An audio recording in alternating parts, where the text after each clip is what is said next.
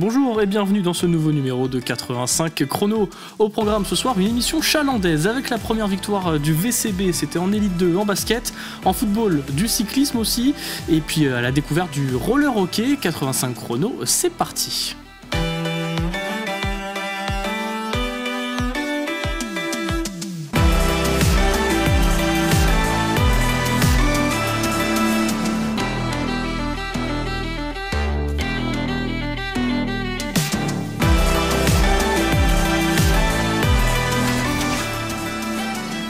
Pour débuter cette émission, ce n'était pas une blague évidemment, émission chalandaise avec en basket, je vous le disais, la première victoire du Vendée Chaland Basket, et en football, Chaland qui poursuit sa série d'invincibilité, mais nous parlerons aussi de cyclisme avec le Chrono des Nations, c'était hier en direct sur TV Vendée, j'espère que vous l'avez suivi. Ensuite, nous découvrirons le roller hockey avec nos invités, Thibaut Ruest et Jordan Sebach, deux joueurs du club de patinage à roulettes de Mouilleron-le-Captif, section roller hockey qu'on surnomme les Ducks. Bonsoir à tous les deux. Bonsoir. Et puis de l'autre côté de la table, sans oublier Benoît Pinault, notre chroniqueur en préparation mentale. De quoi vas-tu nous parler ce soir ? Aujourd'hui, le sujet, ça va être sur les blessures. J'espère que nos invités vont bien, mais c'est un sujet assez récurrent dans le sport. Et ça sera en milieu d'émission. Et puis à la fin, évidemment, un tour d'horizon des classements et de tous les résultats du week-end. Messieurs, je vous propose qu'on commence par l'actualité du week-end. C'était la victoire du VCB en Élite 2 en basket. Toujours à la recherche de sa première victoire après 5 défaites d'affilée. Chaland recevait Saint-Chamond pour enfin débloquer son compteur et lancer sa saison. Le début de match est plutôt bon. Les Chalandais prennent les commandes du match. Les visiteurs restent au contact dans ce premier quart-temps. Les deux équipes sont globalement au coude à coude. 25 à 23, premier carton assez prolifique, et le deuxième carton, lui, l'est beaucoup moins. Les deux équipes sont beaucoup moins permissives. Chaland continue néanmoins sa course en tête, parvient même à reprendre un petit point supplémentaire d'avance à la mi-temps. Résultat, on est à plus 3 pour Chaland et ça fait 42-39. Au retour des vestiaires, les Chalandais vont laisser beaucoup trop d'espace aux joueurs de Saint-Chamond qui n'en demandaient pas autant. Et donc les visiteurs repassent devant et creusent même l'écart. Et à 2 minutes de la fin de ce troisième quart-temps, Chaland compte même 10 points de retard. Le match est clairement en train de tourner. Et à la fin de ce troisième quart-temps, Chaland accuse 5 points de retard, 64 à 59. Il va falloir aller batailler pour chercher cette première victoire. Et dans le quatrième et dernier quart-temps, les Chalandais vont demander l'appui du public. Et sur le parquet, les Chalandais ne laissent rien aux joueurs de Saint-Chamond à l'image de cette action. Ils récupèrent le ballon, contre-attaquent, ils sont beaucoup plus agressifs que leurs adversaires. Et dans les dernières minutes, Chaland reprend l'avantage à quelques secondes de la fin du match. On est alors au coude à coude. On va avoir droit à un petit moment de flottement dans la salle. Le chronomètre affiche 22,5 secondes à la fin de cette action. Le coach de Saint-Chamond, Guillaume Quintard, demande un premier temps mort. Puis Sébastien Lambert en demande un. Puis le coach de Saint-Chamond redemande un temps mort. Résultat, 3 temps morts en quelques minutes. Incompréhension dans la salle. Et puis vous allez le voir, le chrono redémarre à 19,5 secondes. 3 secondes de moins, donc personne n'a vraiment compris pourquoi. Il leur reste tout de même 20 secondes aux visiteurs pour arracher la victoire, mais ils n'y parviendront pas sur cette dernière action assez litigieuse. L'arbitre ne siffle pas, ça fait donc 78-77 en faveur de Chaland. Très belle première victoire des Chalandais qui ont fait preuve d'abnégation. Et puis le coach de Saint-Chamond qu'on va écouter à l'instant, qui était passablement énervé en conférence de presse, qui a porté réclamation pour cette erreur de chrono que je vous expliquais. Je vous propose d'écouter les deux coachs et les deux capitaines. J'avais dit aux nouveaux joueurs que cette salle elle peut vite s'enflammer. On avait du mal à le faire. Là ce soir, il nous aide à gagner.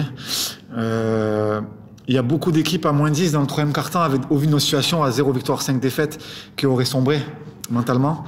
Et nous, on a fait preuve de caractère. Donc je suis vraiment très fier de l'équipe. Ça fait du bien, je pense qu'on la mérite très sincèrement depuis le début de l'année. On vit des moments qui sont pas faciles avec des changements de joueurs, des blessures importantes dans l'effectif. Mais moi ce soir ce que je retiens c'est qu'on a été bon dans les paramètres qu'on maîtrise, c'est-à-dire l'état d'esprit, l'intensité, l'envie, la conviction. Voilà, c'est ces valeurs qui font qu'on est en Élite 2 aujourd'hui. Ce soir on a vraiment fait, je pense, du bon boulot, notamment quand on a un moins 10 dans le troisième quart-temps où on aurait pu s'effondrer. On s'est accroché, on a fait preuve de valeur à ce moment-là, et c'est ces valeurs-là qui font qu'on est en Élite 2. On tend le bâton pour se faire battre, donc voilà. La dernière situation me reste sauvagement en travers de la gorge, Mais en ayant été à plus 10 au début du 4e, probablement qu'on devrait pas, ça devrait pas jouer sur un coup de dé. En étant vraiment objectif, la règle du no-call ou je sais pas quoi, là quand tu te fais arracher les bras, tu peux pas faire grand-chose. Et en étant vraiment honnête, je suis vraiment objectif et lucide sur la situation. Tu vois au lay-up comme ça, tu te fais découper en deux, tu peux pas jouer au basket, mais bon après ça c'est...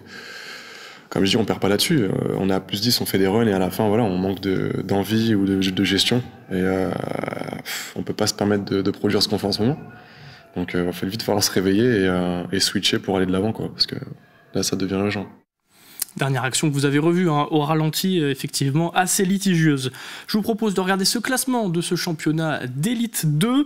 Et grâce à cette première victoire, Chaland remonte d'une place et 19e et lance donc enfin sa saison. Défaite frustrante en revanche pour le RVBC en Wonder League. Les Lyonnaises se sont inclinées 70-69 à Landerneau alors que les deux équipes étaient à égalité à quelques secondes de la fin du match. Au classement donc, La Roche-sur-Yon est 9e avec 5 points. On retourne chez les hommes en National 1. Les Sablés ont enchaîné une 3e victoire d'affilée. Et quelle victoire! 87-63 contre Chartres. Et au classement, les Sablés sont 5e, vous le voyez, mais à un petit point du leader, le Valois. Tout autre chose à présent, connaissez-vous le roller hockey? Messieurs, je crois que vous connaissez bien.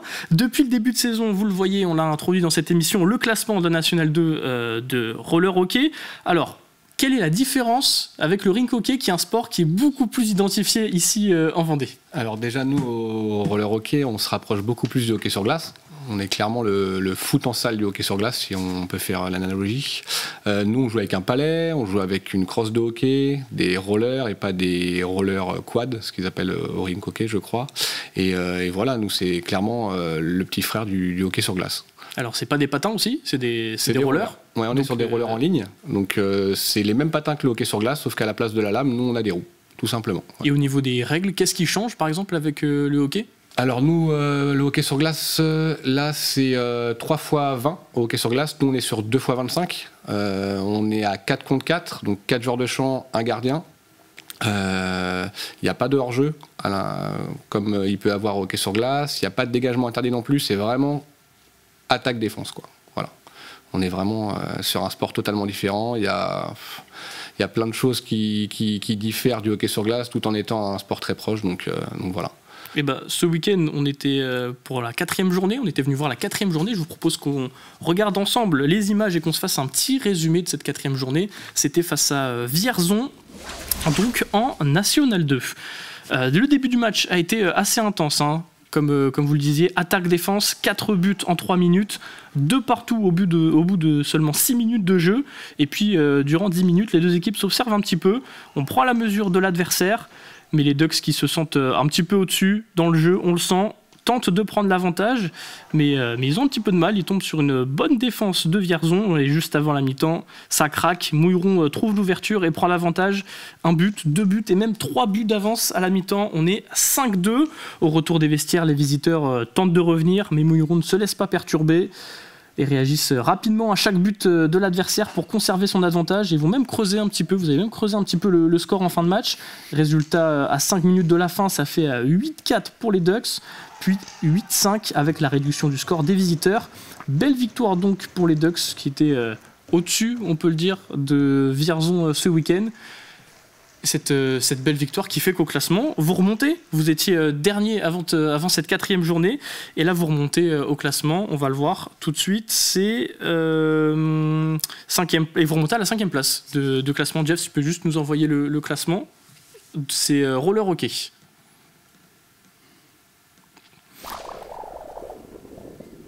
C'est ça, donc vous étiez 8e, c'était à la place d'Anthony, et là vous êtes 5e avec 6 points. Un beau match ce week-end, vous êtes content de cette victoire? Moi je pense que oui, c'était un très bon match. On a mal engagé le départ du match parce qu'on prend tout de suite un but.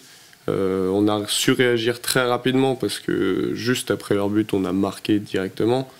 Maintenant, reste encore des petites choses à peaufiner, des petits placements, des petites habitudes à prendre avec certains aussi. On est quand même une équipe qui se construit, on a quand même 5 nouveaux joueurs dans l'équipe, 6 même. Donc petit à petit, ça se met en place, mais je pense que c'est prometteur pour l'avenir. Bon, on l'a vu dans les premières minutes, c'est ce que je disais, 4 buts en 3 minutes, c'est offensif, quoi. Ça va d'un côté à l'autre. C'est ça. Maintenant, il faut savoir aussi ne pas se jeter de trop pour ne pas prendre les contre-attaques qu'on a pris ce week-end qui nous ont fait mal parce qu'on a pris tout de suite un but. Et puis une action qui était assez impressionnante, parce que c'était moi qui filmais le match samedi. Sur le coup d'envoi, sur les 15 secondes qui suivent, vous arrivez à réduire l'écart. Je crois que c'est sur le deuxième but du match. C'est ça. On voit que vraiment en 15 secondes, en fait, vous pouvez transpercer totalement l'adversaire. Exactement. Un match de hockey sur glace comme de roller hockey, on est capable en 15 secondes de mettre 4 buts. Ça peut aller très très vite. Et donc, nouvelle saison cette année, c'est nouvelle équipe. National 2, vous étiez en National 3 l'année dernière. Qu'est-ce qui change au niveau du jeu sur le terrain ? Ça va beaucoup plus vite, c'est plus précis. C'est des phases de jeu qui sont différentes. On joue un jeu d'échecs aujourd'hui, on n'a plus le droit à l'erreur. Donc, je dirais que c'est vraiment la partie à travailler aussi là-dessus. Vous vous sentez à votre place dans cette division de National 2 ? Oui, on est à notre place, je pense, oui. À votre place, quand on fait un match comme celui d'Ierzon ce week-end, est-ce que on rêve aussi d'un petit peu plus haut ? On se dit 5e, pourquoi pas aller... Pourquoi pas, exactement, aller accrocher le haut de tableau. C'est pas un objectif, mais si on peut y arriver, on ira. Eh ben super, bon, on parlera du club juste après. Je vous propose qu'on fasse un petit détour par le classement de rink hockey. Alors c'est pas le même sport, on en a parlé, mais un petit point sur le classement de rink hockey et nos 2 équipes vendéennes qui sont dans ce championnat de National 1 Elite. La Vendéenne, vous allez le voir, qui est premier après une belle victoire à Roubaix, 9-4, qui prend donc la tête de ce championnat. C'est beaucoup plus compliqué en revanche pour le Poiré, qui a perdu 7-3 à Noisy-le-Grand et qui est donc dernier de ce classement. Vraiment 2 salles, 2 ambiances en rink hockey. On en avait parlé lundi dernier. Ce dimanche avait lieu la 43e édition du Chrono des Nations que vous avez pu suivre en direct, je suis sûr, sur TV Vendée. Et au programme de ce Chrono des Nations, 7 catégories DU17 en passant par les juniors jusqu'aux élites, hommes et femmes, c'est donc mixte. Un parcours adapté à chaque catégorie, mais pour les hommes, c'était une boucle de 45 km autour des herbiers. Et le triple vainqueur du chrono, le Suisse de la Groupama, Stefan Kung, était très attendu dans le temps,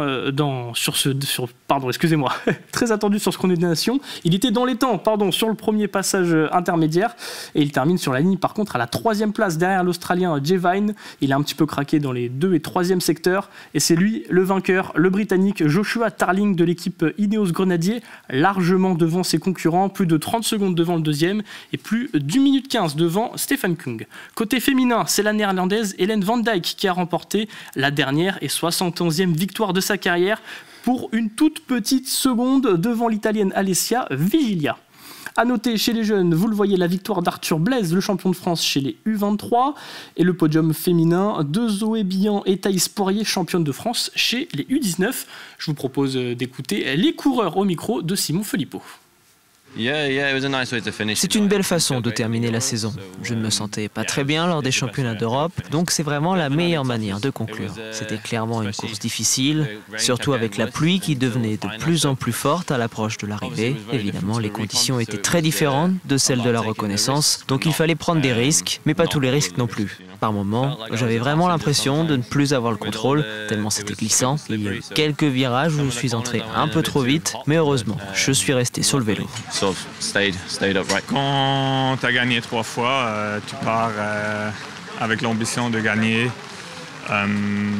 J'étais dans le jeu aux premiers intermédiaires et comme je dis, il m'a juste manqué un peu sur 45 km. Ça finit par être beaucoup à la fin. Mais ouais, néanmoins, c'est toujours mieux de finir avec un podium qu'avec une 5e place.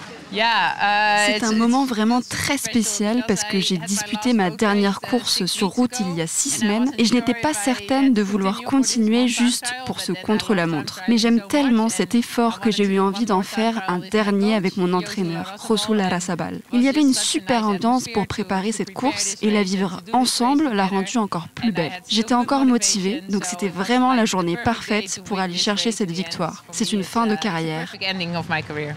C'est l'heure de retrouver Benoît Pinault.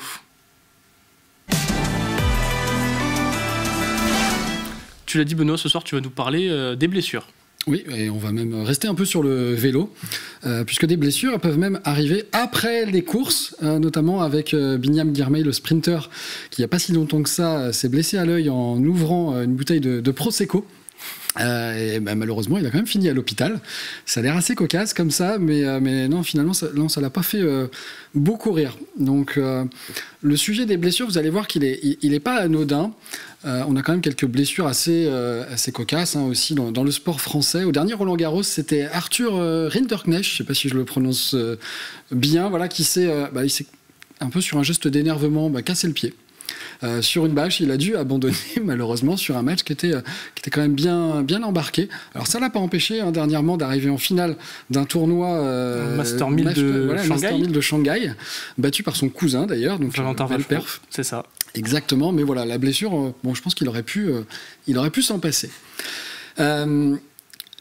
On va quand même prendre moins à la rigolade les blessures, puisque derrière chaque blessure, il y a quand même un message qui se passe. C'est pas juste le corps qui dit stop.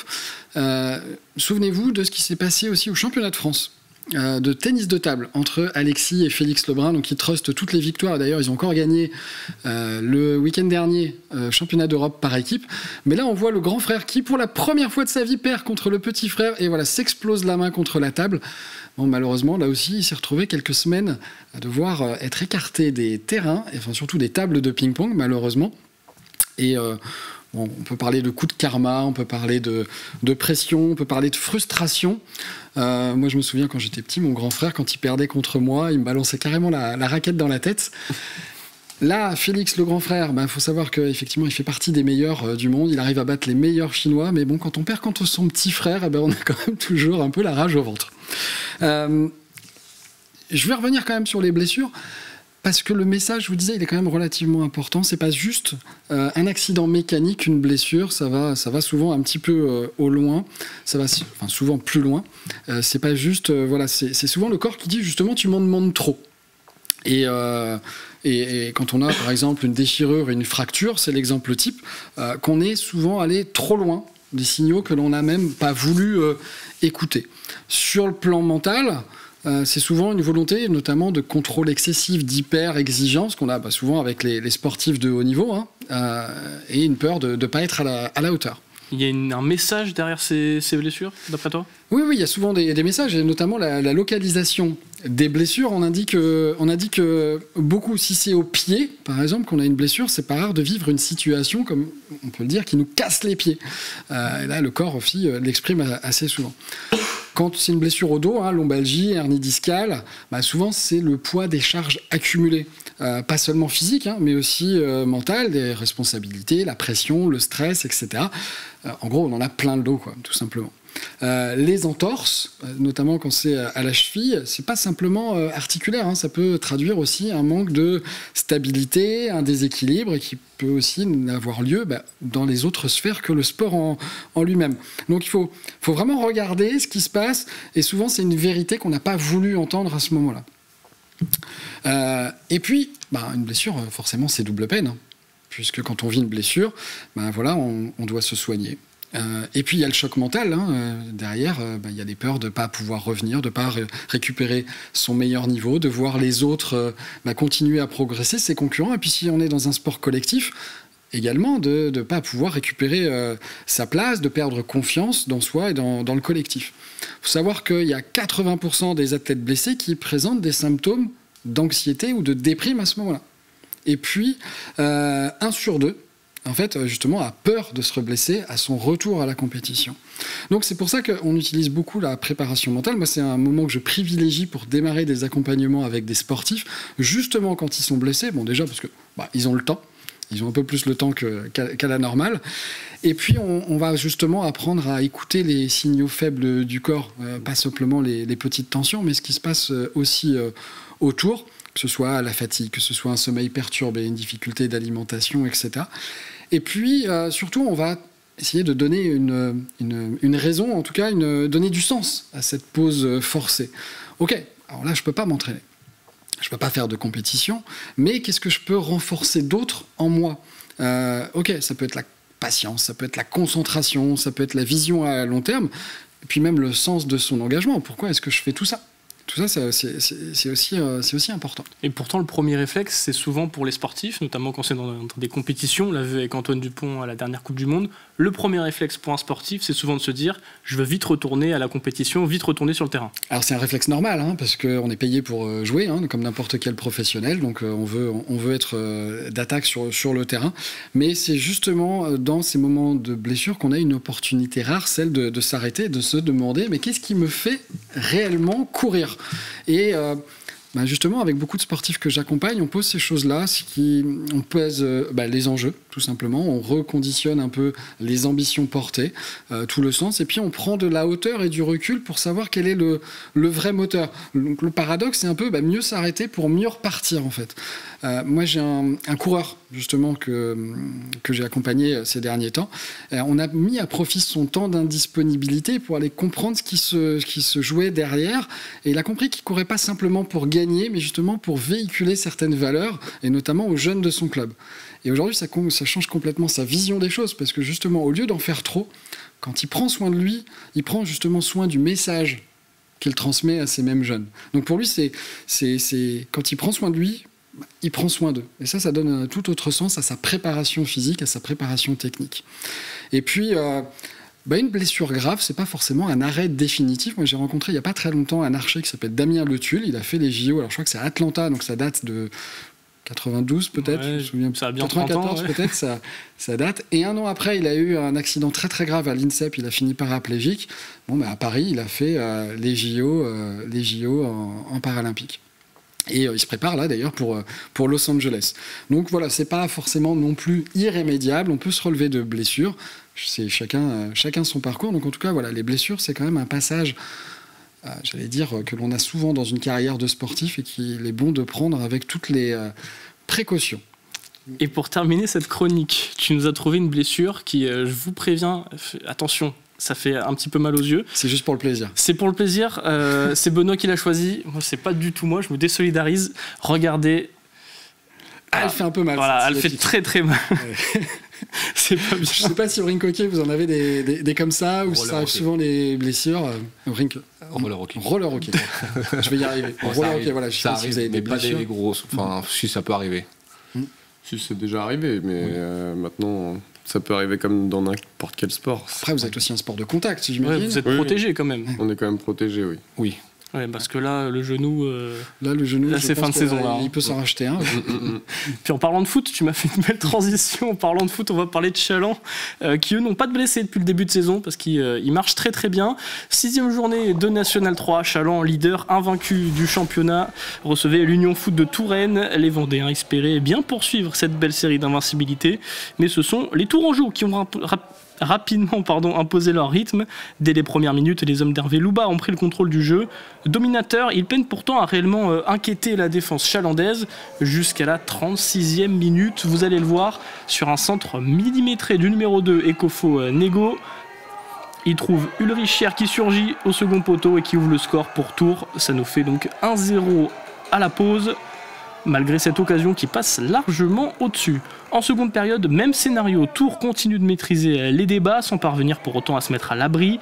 Malgré plusieurs occasions nettes, Chaland tarde à réagir. Les minutes défilent et le danger semble s'éloigner pour les visiteurs. Malgré quelques très très belles occasions, il n'y a toujours que 1-0 et en toute fin de rencontre, à la 89e minute, sur un long ballon, vous allez le voir. Alors ça, c'est une nouvelle action de Tours qui passe encore au-dessus. Ah oui, j'avais oublié, il y a celle-ci aussi qui passe juste à côté. Et à la 89e minute, je vous le disais, sur un long ballon du gardien, ça va être mal négocié par la défense des Tourangeaux. Et c'est qui ? C'est Jordan Cuvier, toujours lui qui trompe un gardien tourangeau un peu sorti à contre-temps. Ça fait 1 partout. Chaland arrache le nul au bout du suspense. C'est grâce à son buteur qui inscrit là son 14e but de la saison. Un match nul donc au goût amer pour Toulouse, qui a été dominateur mais inefficace. Et un point précieux en revanche pour Chaland, saveur de victoire. Écoutez les réactions au micro de Daniel Lelanne. Ils ouvrent le score d'une bonne manière, donc on a été, nous, on s'est fait surprendre malgré ce qu'on avait prédit, parce que j'avais quand même prévu les joueurs. Mais bon, voilà, on s'est fait surprendre dans l'intensité, dans les courses, dans les duels. Donc à partir de ce moment-là, comme on n'a pas existé là-dessus, il est difficile de poser le jeu, d'avoir le ballon, de créer des déséquilibres. Mais au courage, on a réussi à revenir dans ce match-là, voilà, et puis à revenir au score. Voilà, j'ai envie de dire tant mieux pour nous. Hold-up pour Chaland, hein, c'est un hold-up. Ils n'ont pas une occasion du match dans le jeu. Voilà. Donc, et nous, on doit tuer le match. Hein. On a fait le match presque parfait. La perfection aurait été de doubler le score sur les actions qu'on a eues. Mais voilà. Bon, après, on reste à portée de fusil. Et c'est ce qui s'est passé voilà, sur un long ballon, un deuxième ballon. C'est comme ça. Le foot, c'est injuste. Hein. C'est très souvent injuste. C'est pas la meilleure équipe qui gagne. Et ce soir, on méritait de gagner 200 fois. Quoi. C'est un match nul au sentiment de victoire pour nous parce que ça a été un match délicat. Ça a été un match où on a très peu existé au final. On a eu du mal à mettre notre jeu en place par rapport aussi à ce que l'adversaire avait étudié de nous. Donc voilà, c'est un match nul heureux et au moins on a le compteur qui continue de tourner, on reste invaincu et ça c'est la satisfaction ce soir. Ouais. On venait avec de l'ambition, on savait aussi qu'on était attendu. Je trouve qu'on a fait une très grosse première période où on a fait déjouer Chaland et sur la deuxième on fait une bonne deuxième, on concède quasiment rien. Et il marque à la dernière seconde, voilà. C'est la réussite de Jordan. Je pense qu'on a fait un gros match, après on sort avec des regrets parce que je pense qu'on méritait aujourd'hui 3 points. Vous le savez, tous les lundis, il y a l'entretien sport de 85 chrono et cette semaine c'était avec Nicolas Lemétayer. Je vous propose d'en écouter un extrait. Être là actuellement, j'aurais signé tout de suite il y a 2 mois pour y être. Donc encore une fois, il faut profiter de ces instants-là. Mais être là au bout de 6 matchs de championnat, ça n'a pas de sens. Enfin, ça ne m'intéresse pas en fin de compte. L'idée, c'est d'être là au dernier tiers de championnat et après on verra ce qui adviendra. Mais si on veut être là au dernier tiers de championnat, on sait ce qui nous attend chaque semaine, match après match. Performance après performance. Peut-être qu'il y aura des moins bonnes périodes, entre guillemets. C'est là qu'on verra si on a un groupe soudé, solidaire et qui est en capacité de rebondir. Là, encore une fois, les feux sont ouverts, donc à nous de continuer là-dessus, de jouer avec la confiance. Parce que c'est bien d'avoir gagné, ça nous permet d'avoir de la confiance, mais si on veut continuer à avoir confiance, il faut continuer à être performant, discipliné, être efficace dans ce qu'on fait. Cet entretien est bien sûr à retrouver sur notre site internet tvvendée.fr. Et donc, au classement de cette National 3, je vous propose de regarder cette poule B. Chaland est donc toujours... Alors, ça, c'est National 2. C'est pas grave, on peut quand même parler de la National 2. Très bien. Passons à la National 3. Poule B, donc National 3. Chaland est toujours leader et invaincu grâce à ce match nul avec 14 points. Le Poiré donc se rapproche d'1 point après sa victoire 2-1 à Chauvigny. Fontenay perd une place après sa défaite 2-1 à Vertou et 5e. Et les Sables d'Olonne ont obtenu leur première victoire enfin de la saison, 3-1 contre la réserve de Châteauroux et remonte à la 9e place. C'est compliqué en revanche pour la Châtaigneraie qui glisse au 11e rang après sa défaite 3-1 à Panazol. Revenons au National 2, que vous avez vu rapidement. La Roche s'est lourdement inclinée 3-0 à Bordeaux, mais conserve bien sa première place avec 16 points. Les Herbiers se sont imposés, eux, 2-0 contre Locminé et se rapprochent à un petit point de La Roche et remontent à la 3e place sur le podium de cette poule A. Revenons rapidement au roller hockey. On a parlé du sport. Je vous propose maintenant qu'on parle du club. Le club, donc, qui propose pas que du roller hockey. Il y a aussi d'autres sports. Il y a aussi du rink hockey, notamment avec lequel Venov faisait la confusion tout à l'heure. Il y a plein de sports dans ce club de Mouilleron. Oui, tout à fait. Alors nous, on appartient au CPRM, qui est le club de patinage à roulettes mouilleronais, un club qui a été créé en 1977, si je ne dis pas de bêtises, et il comprend actuellement 7 sections. Donc le roller hockey, auquel on appartient. Il y a aussi la course, donc c'est sur l'anneau de Mouilleron, le captif, où il y a des courses du coup de vitesse, du patinage artistique, du rink hockey, et après tout ce qui est roller, on va dire randonnée, loisir, avec les petits bolides, donc ça c'est pour les enfants, et voilà, du roller loisir, quoi. Et du roller hockey avec les... Et nous. Et vous, le roller hockey avec les Ducks. Pourquoi ce nom des Ducks d'ailleurs ? Alors, je n'ai pas l'historique sur le nom du club. Je pense qu'il doit y avoir une petite référence aux petits champions et au film, on va dire, historique sur le hockey sur glace à l'époque. Mais ouais, non, c'est l'identité du club. Chaque club de roller hockey ou même de hockey sur glace a une sorte de mascotte ou un emblème. Et nous, du coup, c'est les Ducks. Et ils ont quand même un joueur qui s'appelle Donald cette année. Hein. Tout à fait. Ouais, c'est vrai. On a récupéré un joueur du coup qui a arrêté le hockey sur glace au Glee et qui nous a rejoint, un copain avec qui on jouait quand on était plus jeune et qui nous a rejoint cette année pour s'essayer au roller hockey. Et donc ça montre bien les passerelles entre les deux sports et la proximité justement entre le hockey sur glace et le roller hockey. Tout à fait. Les objectifs cette saison après cette montée en National 2, c'est le maintien, c'est la montée? À la base, c'était le maintien. Maintenant, on voit qu'on peut quand même aller chercher plus loin. Donc, on va chercher les playoffs. Ce qu'on appelle les playoffs, c'est l'accession à la montée. On va tout donner pour y aller. Je pense qu'on est capable d'y aller. Maintenant, reste à faire ce qu'il faut pour y aller.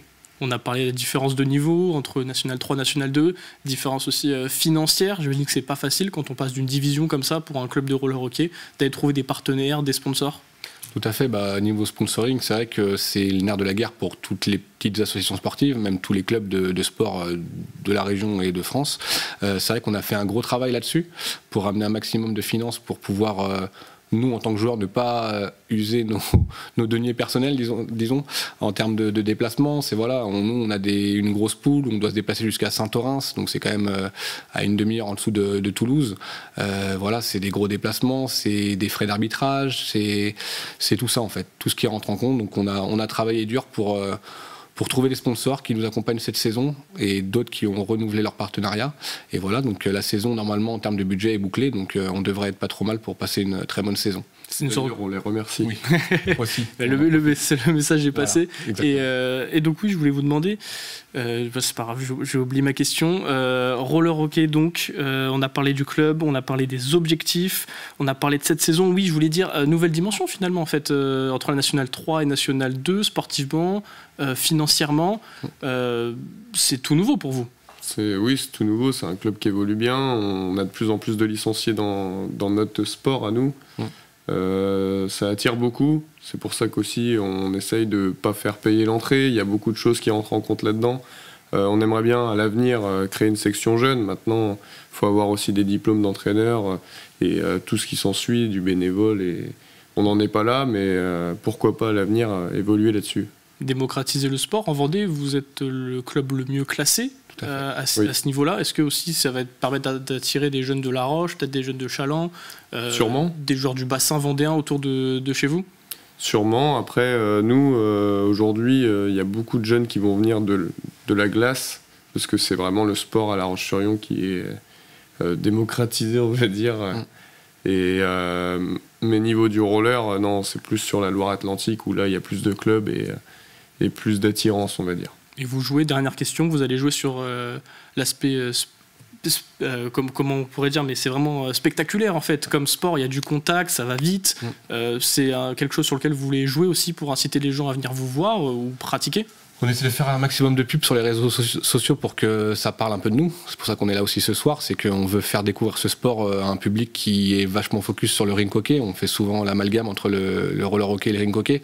Il y a une grosse différence. Nous, on essaie de le faire connaître au maximum pour que les gens se rendent compte que c'est un sport jeune et qui est impressionnant aussi, quoi. Après, là, on commence à évoluer dans un niveau qui est quand même important. On joue contre beaucoup de réserves, d'équipes qui détiennent des joueurs d'une division supérieure. Beaucoup de clubs comme Vierzon qui joue en élite, qui est le plus haut niveau français en termes de roller hockey. Voilà, ça reste des réserves de ces clubs-là. Donc c'est vraiment un sport qui est à découvrir. Et voilà, faut pas hésiter à venir nous voir pour découvrir ce sport, tout simplement. À Mouilleron-le-Captif, du coup, le message est passé. C'est ça. Et ben pour clôturer cette émission, je vous propose qu'on fasse un rapide tour des classements des sports qu'on n'a pas encore évoqués, et notamment en handball, en National 2, côté masculin. Pouzauges a pris la tête de sa poule après une belle victoire 28-25 contre l'Entente Territoire Charente, qui est donc deuxième. En volley, ça ne va pas fort pour nos équipes vendéennes. National 3 masculine. Montaigu s'est incliné 3-7-0 à Nantes et occupe la dernière place du classement, vous le voyez, avec 0 points. Mais attention, avec un match en retard. Chez les femmes, les Lyonnaises se sont inclinées 3-0 à Neuville et les Languenus sont 3-2 à domicile contre Saintes. Les deux clubs sont 12e pour La Roche avec 0 points et 9e pour les Landes avec 2 points. Enfin, un petit mot de rugby et ça va mieux pour nos clubs vendéens. Le FCY s'est imposé 27-22 contre le Stade Bordelais et les Sablés 19-20 ou plutôt 20-19 à Surgères, ce qui leur permet de remonter tous les deux à la 6e et 7e place du classement. Deuxième victoire pour nos deux équipes vendéennes de suite. C'est la fin de cette émission de sa 85 chrono. Merci à tous, messieurs, d'être venus sur notre plateau. L'émission est évidemment à retrouver en replay sur notre site internet tvvendée.fr. Merci à tous ceux qui m'ont aidé à réaliser cette émission et à ceux qui sont en régie, Jeff, Marion, David. Et puis je vous souhaite une excellente soirée et à la semaine prochaine.